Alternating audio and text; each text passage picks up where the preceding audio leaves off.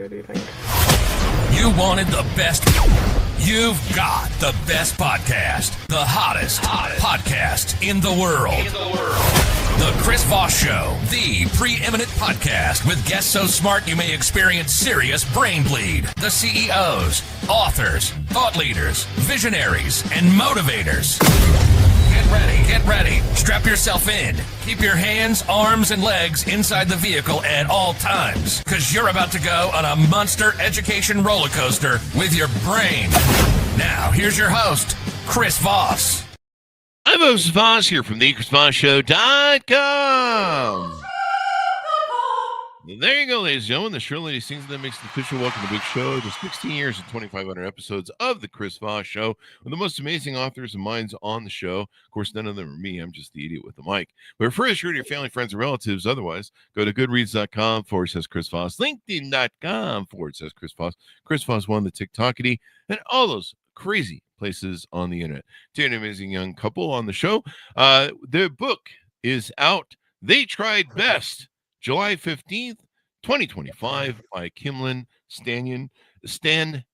We have her on the show, and we also have her with her narrator of the book, Tristan Laraway. And we're going to be talking to them about their book, their podcast, some of the work they do, and everything in between. Welcome to the show. Folks, how are you? Really good. How are you? There you go.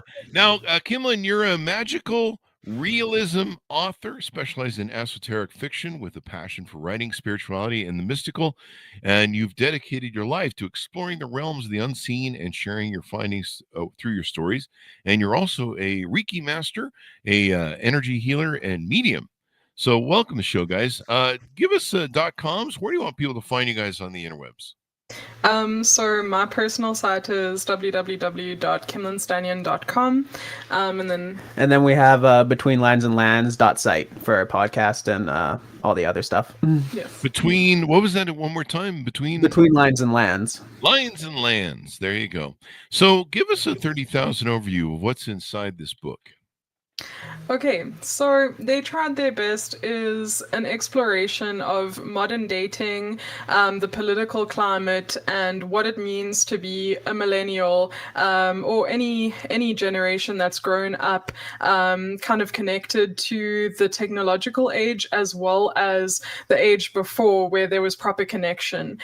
So our protagonist, we're following as she's spiraling down into a sort of loneliness pit, and how she finds her way to herself and to connection.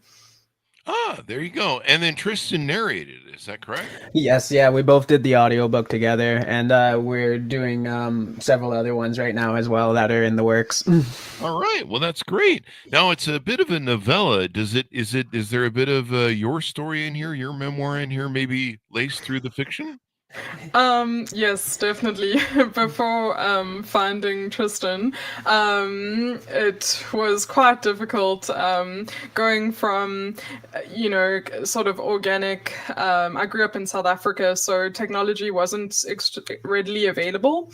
And then coming to Canada, and learning how to navigate things like Tinder and DoorDash, and that was quite challenging for me. The culture shock was very difficult to adjust to, especially when your core support system is not around.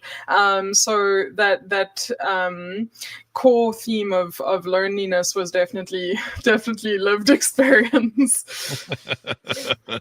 And so, it looks like the journey that the character in the book tells about is it's wildly sharp, emotionally layered novella about one woman's reluctant journey through a collapsing world, bad dates, worse bosses, and the quiet triumph of choosing herself. It sounds like my journey too, except for the woman part. But I've had my share of worse bosses and bad dates, and it's 2025, so collapsing world. You gotta laugh while the world burns. It's the carnival ride. There you go. Don't be afraid. So there you go. And what are some of the experiences you go through? I see on the picture in the cover there's something about dogs and different things. Tell us some more in depth if you could. So her main support system would be her two dogs. And it's going through this collapse because everyone knows that we're in a very touchy political climate. Some may even say a new Cold War situation. So I think everyone feels the tension, and everyone's a little bit nervous because we don't have any control. It's really all up to other people. I think most people just want to be peaceful and eat some cake. I'm all for cake. I vote for cake. Yeah, me too. Yeah, so it's really her navigating the political climate as well as her emotional climate, and they seem to both be colliding downwards. And then the thing that pulls them both together is the same. And I think that was very representative of my version of reality, because the thing that pulled me together is obviously love. So I think that was why it was important. Yeah. I mean, love is just like hope. It's a great thing that kind of renews the human experience and makes us appreciate what we have, and it just brings more beauty to the world, I think, when you're in love.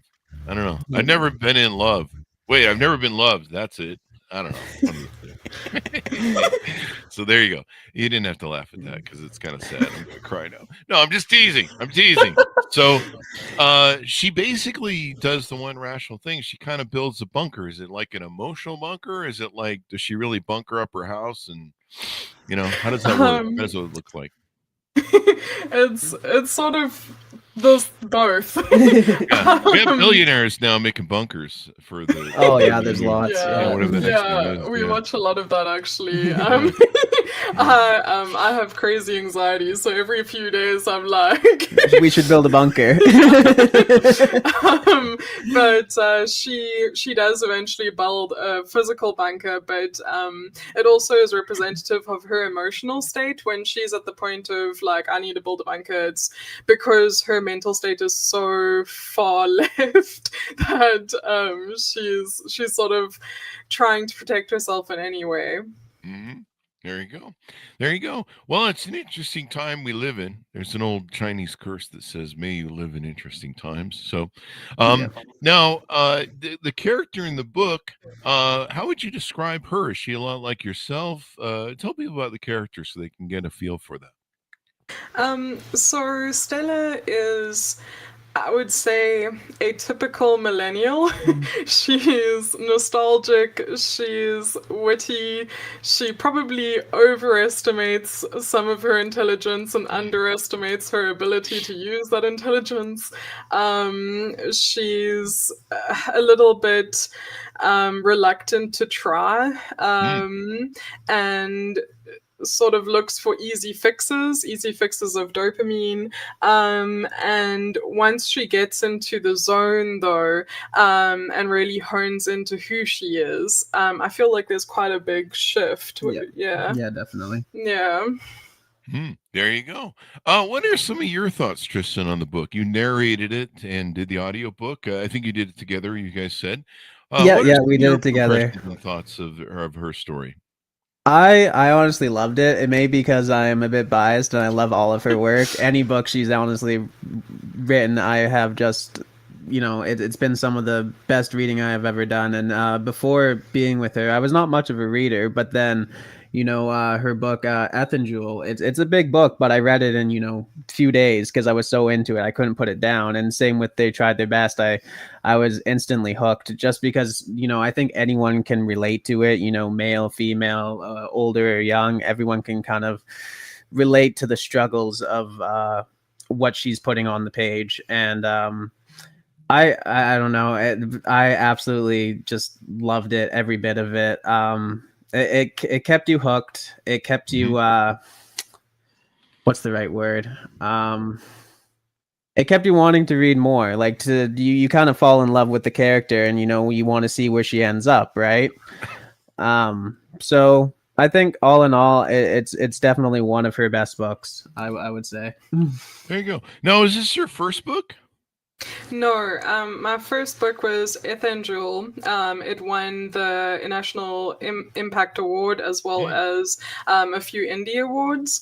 That one was a celestial being who incarnates a bunch of times to find the meaning of life. Oh, it's always good to find the meaning of life. Yeah. Yeah, 42. There you go. And it's funny as well. So how many books do you have that you published so far? So far, I have 3 published novels. I'm working on one with a traditional publisher right now called Mundance. It's in beta reading right now, so people can sign up for that. And then I've got several others in the works as well, including one that's a mystery thriller romance that I'm writing with Tristan. Yeah, we're both currently working on that together. Thriller romance. Yeah. Is there murder? Yeah, there might be. Murder. There you go. Well, good. Oh, I was just gonna say, I think that's like a genre that her and me can really do good on because of we're both pretty big horror thriller fans. So I think the genre really is a good one for us. There you go. So, is there a future for this book? Is there maybe additional follow-ups or series maybe that your protagonist might go through? So I have started a brief on a sequel for They Tried Their Best. It's called The Shitty People on the Rock. On the rock. Well, we know it's always them, right? Yes. It's basically other stories of survival and how every single person they have a light side, obviously the side that is easy to love, and then they have their dark side, which is quite difficult to love, but you know, because they're human, you have to let it slide, and everyone's growing and blah blah blah. So There you go. Everyone's difficult to love. People are different. You know, it's a hard thing. I mean, first you just see them and you're like, yeah, that's pretty hot, and then you have to talk to them, eh? Then you dive a little deeper, right? And then yeah, we talk a lot about the 3-month rule because tell us about that. yeah, we found that people that we had dated in the past, for the first 3 months, they show the best version of themselves and everything looks like it's going to be great. And then you meet this absolute psycho one day. So, yeah. That, I used to call it the 6-month rule. Maybe with inflation, it's gone up to 3 months. Millennials and Gen Zers. But I'm a Gen Xer, and it used to be the 6-month rule. And I don't know what it was. It would come down, I swear to God, to the day. And you would come home, and you'd open up a closet, and like all of her skeletons would come falling out. You'd be like, what is this? You told me you were only married once. You're married twice, and you're adopted by orangutans, and you murdered some people, and your credit score is negative 700. Yeah, I don't know what it is, but I swear to God, it comes down to the day. Yeah. And then I call that dating the PR agent. Like, I just figure for the first 6 months when I'm dating somebody, they just tell me stuff, and I just treat it like a Polaroid. I'm like, yeah, that's a cool story. We'll see how the Polaroid turns out as soon as we're yeah, exactly. And I just figure I'm dating the PR agent the whole time.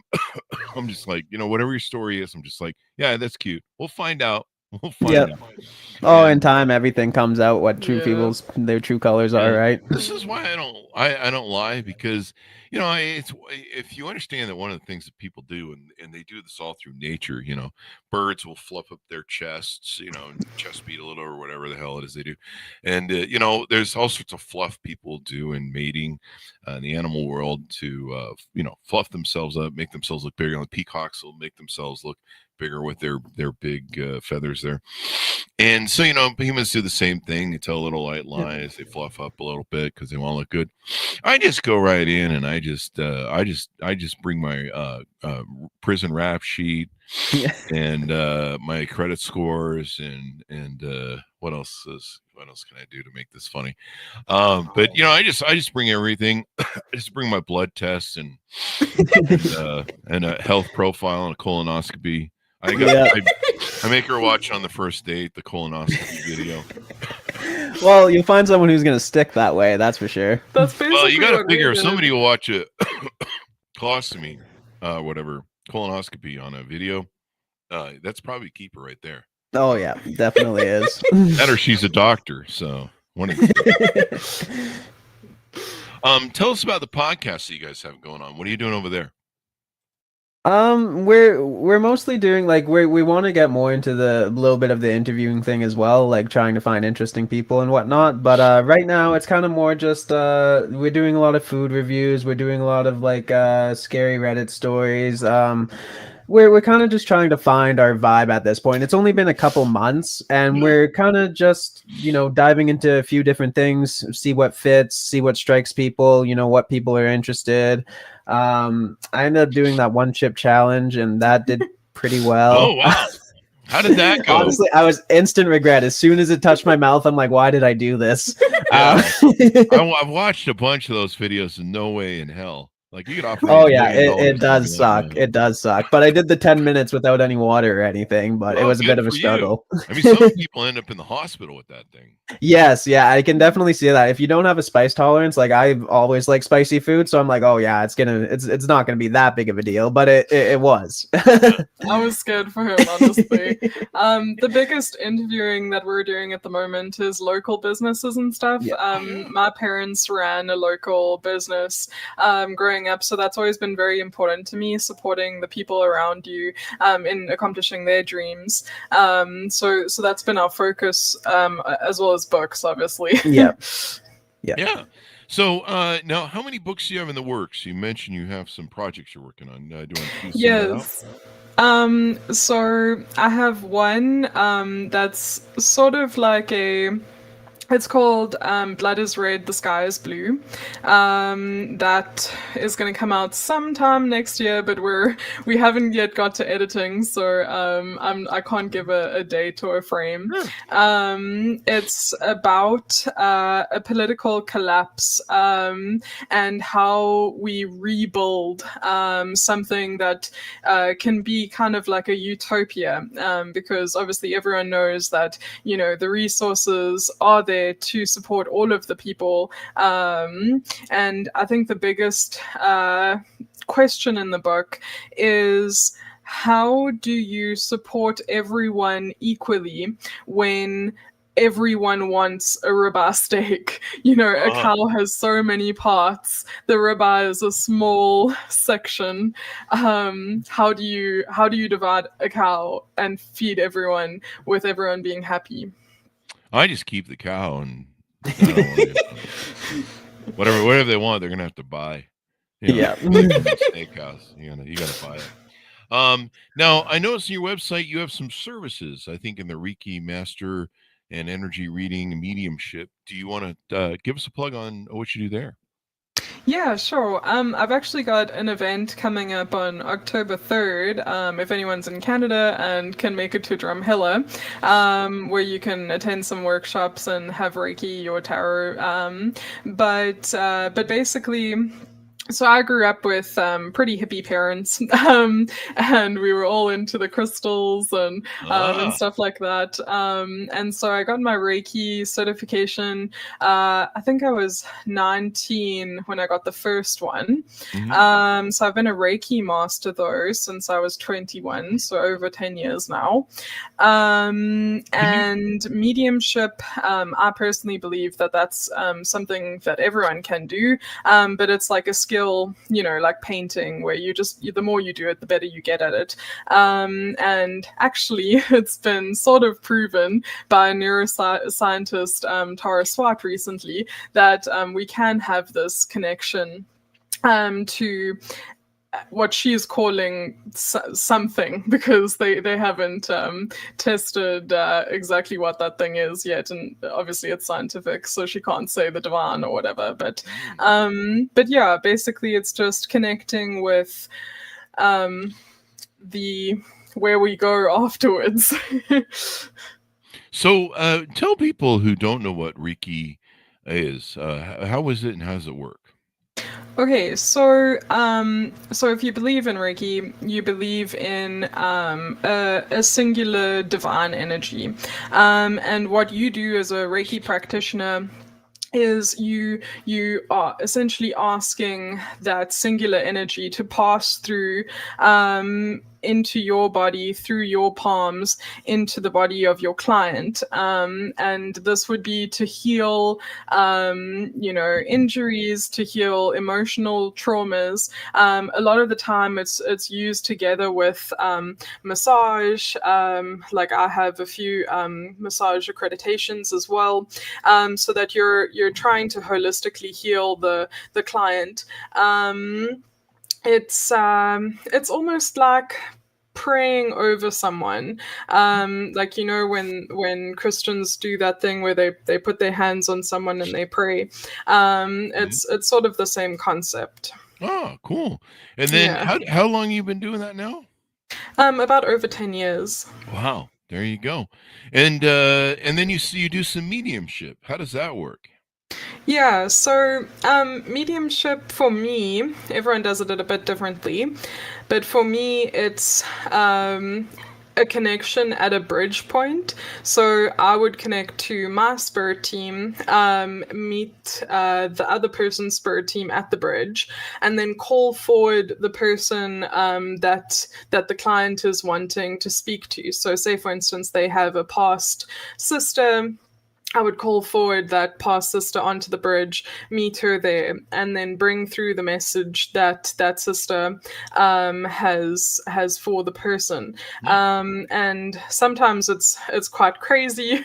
I've learned to just say whatever comes, even if it makes absolutely no sense to me, because the cat in the hat could mean the world to someone else. Yeah, that's true. That's true. I'd want somebody to be like, "Hey, where did you put the passwords to Pornhub?" It sucks when people die. You have their passwords because you're like, Yeah. how do we tell people on Facebook they passed away? So that's never good. But yeah, I mean, people have unresolved issues and they seek out sort of ways that they can do that and stuff. So there you go. There you go. What are some other things you guys are working on? Maybe we haven't touched on that people can utilize off your websites and stuff. Well, the biggest thing that we're doing at the moment is we're venturing into doing audiobooks for other people. So we're about to begin one probably next month, and I'm very excited about that. I think because books are so important to me, it's really quite a privilege to make a book come to life. Yeah. There you go. Make the books come to life. And Tristan, do you have a lot of experience, I guess, in doing audiobooks? I wouldn't say I have a lot of experience in it, but just from the passion that Kimlyn has for this, and it's just been really fun to do with her. Ever since we did our first one together, I just had a blast doing it, and it's became a passion of mine as well to tell the stories properly. He also found that he just had kind of a knack for it. I just needed a quick male voice one time, and he was like, I can probably help with that. and his accents and his transitions and character development, it's really good. Yeah, it's a whole art form. Yeah. Well, it just turned out that I ended up liking it very much, and it turns out I wasn't too bad at it. So I'd like to continue with it, try to practice more, get better, and all of that. Yeah, there you go. Audiobook stuff. There's a lot of people. I'm in some groups on Facebook where they have audio narrators, and they talk about the business and what they're up to, and yeah, it's a kind of interesting sort of thing. Now, on the website for the podcast, is it betweenlinesandlands.com? Dot That site. side. .site. That's what I'm doing wrong here. So that's the name of the podcast, correct? Yes. Yeah. Okay. And let me correct that so I have that on my notes. And then how many episodes do you guys have out so far? I don't know how. I think episodes of like proper stuff we are chatting about. I want to say about 13, but we have about 100 videos out in the last couple months of just Nice. shorts and other things as well. Nice. There you go. And so maybe is this kind of Kimlyn meeting Tristan? Is this part of maybe the next book of your character where she kind of finds solace in meeting the man that she wants? Is that maybe a story there? That's definitely a part of the story for sure. Maybe there's a I feel happy like- ending in the second book then. Yeah, I feel like most of my books have some sort of romance in them. I'm an avid romance reader, and my favorite author is K.F. Breen. So I feel like a lot of my inspiration comes from incredibly talented, amazing women who write a really great girl meets boy story. Oh yeah. We have a Yeah. ton of romance novelists that are on the show, and Nice. they're always coming. There's always the new things and stuff like that. So people love that romance, that love. Oh yeah.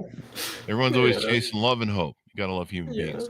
What else haven't we talked about? We want to tease out about what you guys do and how you do it. So I guess our Hugo journey would be something that I'd love to talk about. So my book is eligible right now for the Hugo. It's on multiple recommendation lists, and it was a Reedsy top pick, which was pretty cool. Reedsy. As well as it got called bold and promising by Kirkus. And amidst other things, they're a pretty scathing review house, but bold and promising from them is quite a good. There you go. So essentially, we're in the place where we're kind of campaigning for nominations for the Hugo. Why this journey is important to me is because gaining a Hugo would be able to give me more awareness and authority within the writing community. Obviously, this is my main career. And at the moment, I still have to have a day job, which I'm very grateful to have.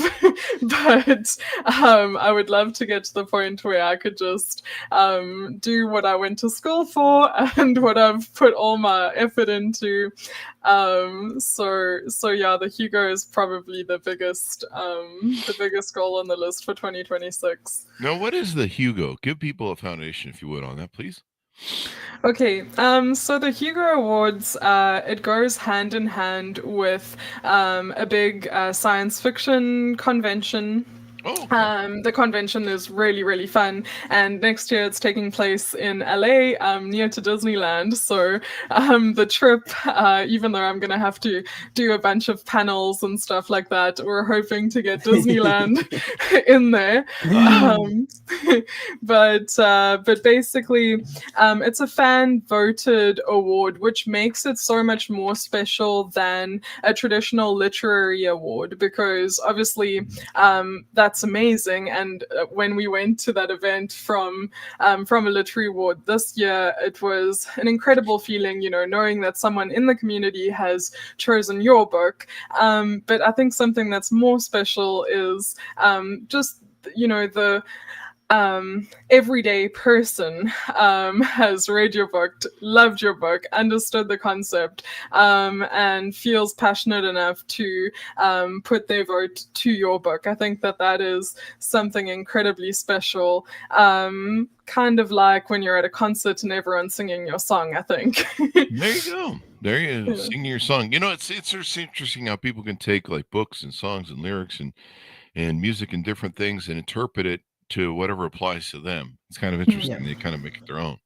I think some people do that with the podcast. They listen to every podcast and they determine that we're just broadcasting from lunatic asylum or something. At least for me, not for our great authors in the show, but they're like, the host is a lunatic. So they probably imagine me in a rubber room with a mic coming from the infirmary.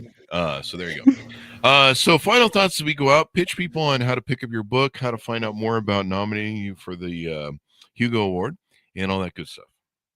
Okay, so if you would like to nominate my book for the Hugo Award, all you have to do is become a voting member of WSFS or get your tickets for LA Conv, because you are automatically a voting member if you attend the convention.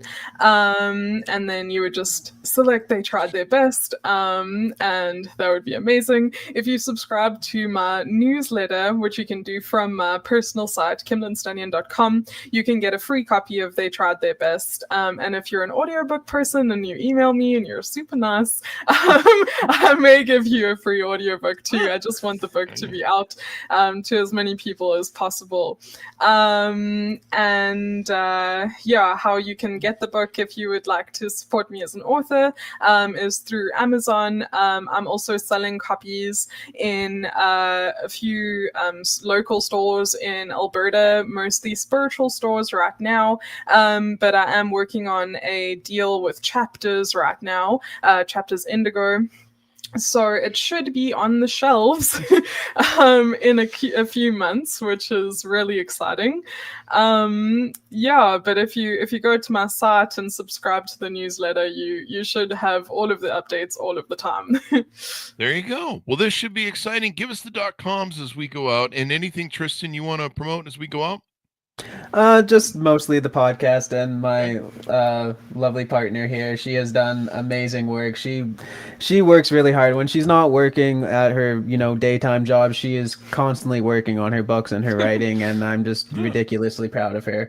And good stuff. I love when love comes together and finds love. So give us the .coms as we go out. KimlynStanyon.com and BetweenLinesAndLands.com. .site. Sorry. .site. There you go. Well, thank you very much, folks, for coming on the show. We really appreciate it. Thank you so much for having us. Thank you. And thanks for our audience for tuning in. Go to goodreads.com/Chris Voss and all those crazy places we're at on the internet. Order up her book wherever fine books are sold. It is called They Tried Their Best, out July 15th, 2025, and watch for more from Kimlyn. Thanks for tuning in. Be good to each other. Stay safe. We'll see you guys next